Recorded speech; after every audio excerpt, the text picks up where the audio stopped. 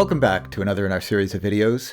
Today I'd like to spend just a little bit of time talking about multiband compression. Multiband compression is something that's been at play in audio for decades. It first came into play in a radio station broadcast in that context, but more recently, beginning in the early 1990s, as DSP became cheaper and more affordable, we were able to deploy multiband compression affordably so that recording, mixing, and mastering engineers could use it. And I'm going to start out by talking a little bit about what's good about multiband compression. So probably the main thing that multiband compression allows for and that gives you an advantage as opposed to doing one single band across the spectrum compression is that you can set independent attack and release times for different parts of the spectrum. And the reason that that's important, if you think about it, is that a bass waveform has a much longer period to it. So you think about the fundamental frequency of a kick drum in a hip-hop tune, it's going to take 50, 60, 70 milliseconds for the low-frequency transient to get through.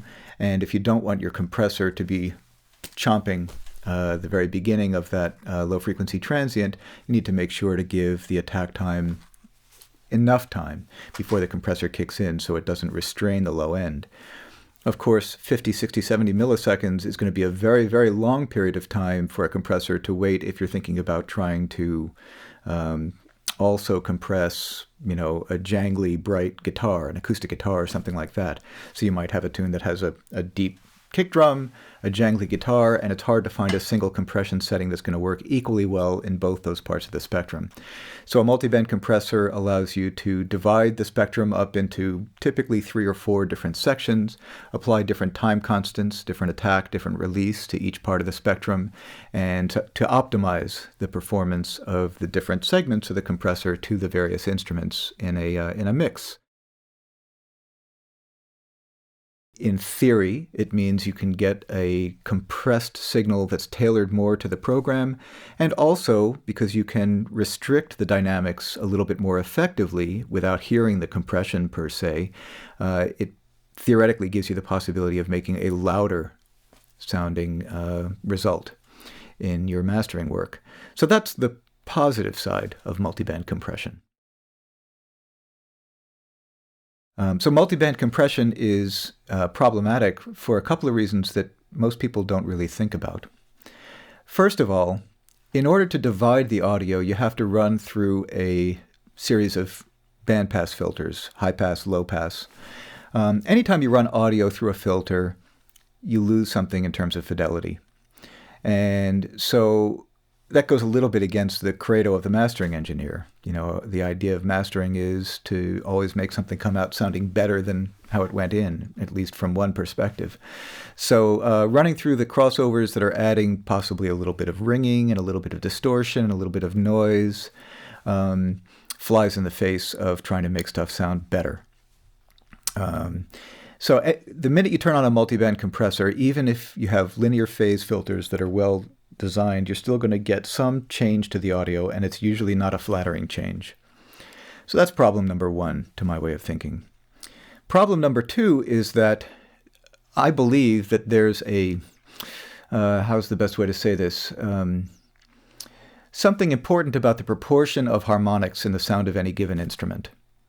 And for a moment, I'd like to sort of segregate this conversation so I'm making it clear. If you're talking about doing dance music or music concrete, electronic music that doesn't refer to an instrument that you might hear played acoustically, then sort of all bets are off in terms of maintaining the integrity of the original instrument.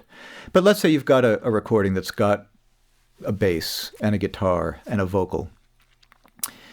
And assume that I'm correct in saying that there's something important about the proportion of the harmonics to the fundamental frequency of any instrument. Well, the minute you put a crossover in a compressor and start doing something different with one range of an instrument and another range of that same instrument, you're going to start to skew the relationship between the fundamental and the early harmonics of that instrument, which give it the warm, full, clear part of its sound, and the higher harmonics, which might give it some edge or brilliance or whatever.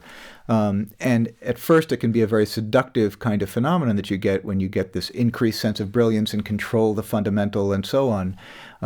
But to my ear, usually what comes out of a multiband compressor sounds, the instruments themselves don't sound as good as what they sounded like going into the multiband compressor. So keeping that in mind, I think most mastering engineers who work at the top of the craft use multiband compression sparingly, if at all. And it's just something to keep in mind when you turn on a multiband compressor. Just for a moment, focus your attention on the individual instruments in the mix. Listen to the bass, listen to the guitar before and after, listen to the vocal, and make sure you're not harming that instrument in a certain way that's ultimately means that the thing isn't going to sound as good as when it went in.